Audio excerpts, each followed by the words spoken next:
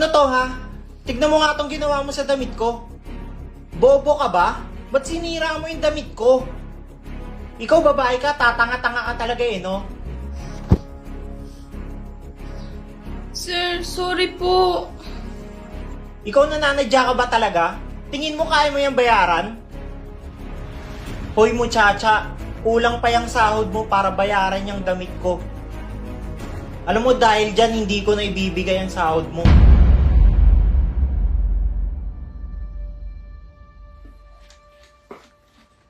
Asan ba yung cellphone ko? Sir, may sasabihin lang po sana ako. Ano yun? Sabihin mo na kasi at nagmamadali ako. Alam mo namang may lakad ako, di ba? Tatanga-tanga ka talagang katulong kay. Sir, kukunin ko lang po sana yung sweldo ko. Kailangan ko na po kasi magpadala ng pera sa amin. Tsaka sir, sabi niyo po nung nakaraan, ngayon niyo po ibibigay yung sahod ko. Hoy, wala akong sinabi sa'yo na ngayon ko ibibigay ang sahod mo ha. Huwag ka sinungaling. Baka makatingin ka sa akin. Pinapainit mo na naman ang ulo ko eh. Sir, hindi po ako nagsisinungaling. Kasi sir, 4 na buwan niyo na pong hindi binibigay yung sahod ko eh. Sa katunayan nga po sir, mag-5 buwan na nga po sa susunod na linggo. Sir, kailangan ko na po talaga magpadala ng pera sa kapatid ko. Sir, parang awa niyo na po. Inuutusan mo ba ako? Ha? Parang sinasabi mo hindi ko ginagampanan ng obligasyon ko ha. Di ka ba makapag-antay? Taing-tai ka? Itong tatandaan mo, ayokong pinapangunahan ako. Gusto mo magpalit tayo ng posisyon eh. O ikaw na amo, ako katulong. Sinasabi ko lang naman po yung totoo eh. Sir, karapatan ko din naman po makuha yung sahod ko. Kasi pinagpaguran ko din po yun. Galit ka ba ha? Sinisigawan mo ba ako? Nakaka-bad trip ka, talagang sumasagot ka pa. Sir, hindi naman po. Pasensya na po. Makaalis na nga, nakakasira ka ng araw. Maglinis ka dyan ha.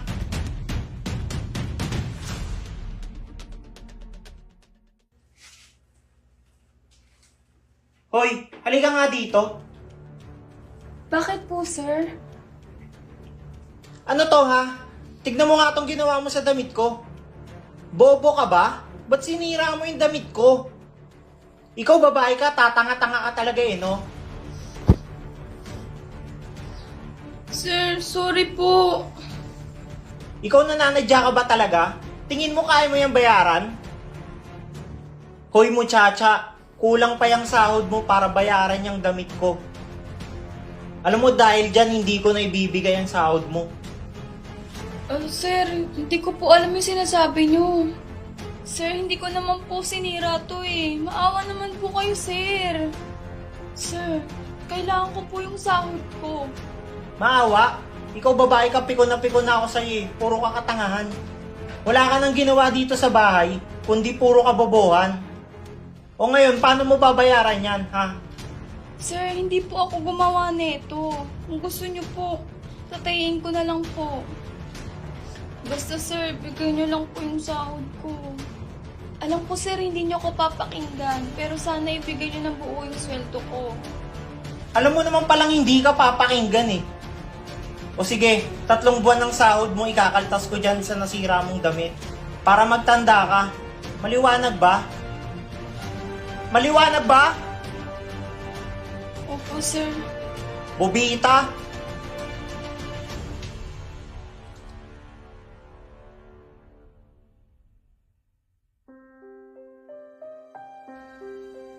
Bunso, baka hindi mo na makapagpadala si ate sa'yo ng pera.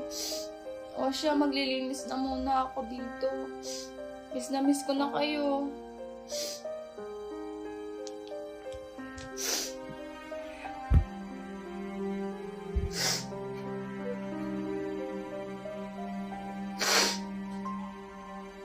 Oh, Ali. Ano nangyari? Ba't naiyak ka? Sir, buti dumating na po kayo. Hindi ko na po kaya yung pagmamaltrato ng kapatid niyo sa akin. Sir, 4 na buwan niya na pong hindi binibigay yung sahod ko. Tapos sabi niya po kanina, babawasan niya po ng 3 buwan yung sahod ko kasi may nasira daw po akong damit. Sir, hindi naman po ako yung sumira nun. Tsaka sir, kailangan ko na po ng pera pangpadala sa pamilya ko. Pasensya ka na sa kapatid ko ha. Hindi ko alam na ganyan pala yung trato niya sa'yo dito. Huwag kang mag-alala. Kakausapin ko yan ngayon.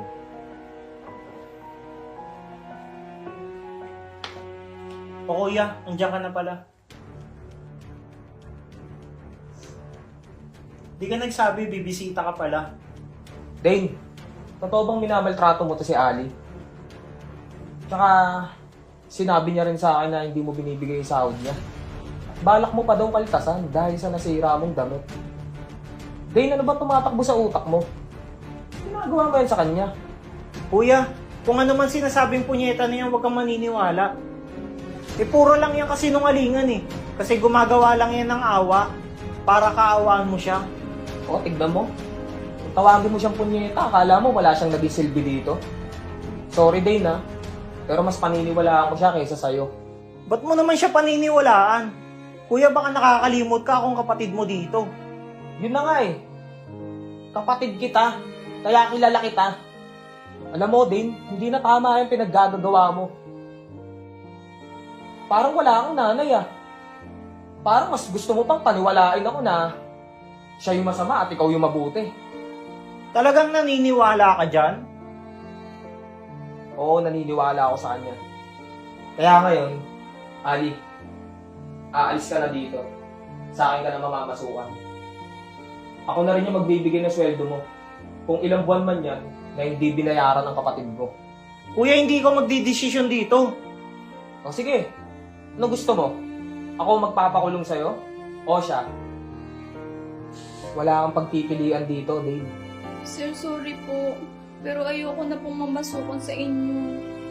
Naawa na rin po kasi ako sa mga kapatid ko.